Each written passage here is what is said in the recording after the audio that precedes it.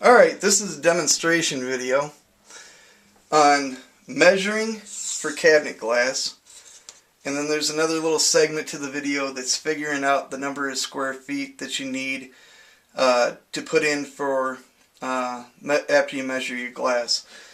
So I'm going to explain this to you step by step so that you kind of get a basic idea. Right here I've got a cabinet door. As you can see, there's no glass in it. This is what we're going to do. We're going to figure it out for glass. In the glass industry, we measure everything width first and then height second. So what you do is you take your tape measure and you're going to put it tight against this wall. This area back here is called the rabbet, and you're going to come up with 9.5 inches. That's to the inside of the other side of the rabbet. 9.5 inches, 9.5 inches.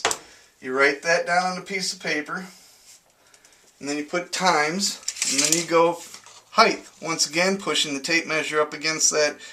I'm getting a measurement on the inside part of the rabbet at 11.5 inches. So I write down 11.5 inches.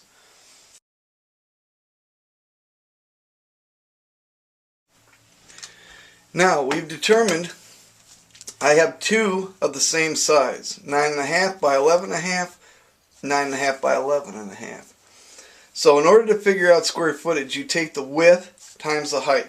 In other words, 9.5 times 11.5, and that equals 109.25. What that is square inches. Since this is the same, we can assume this is the same. Multiply that times 2, we get 218.5 inches.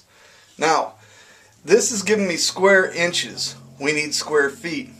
So you take the 218.5 and you divide it by 144. And that's the number of square inches in a square foot. And that's going to give you 1.51. which anything over 1.5 is going to go automatically to 2 square feet, and that's what you put in for your order.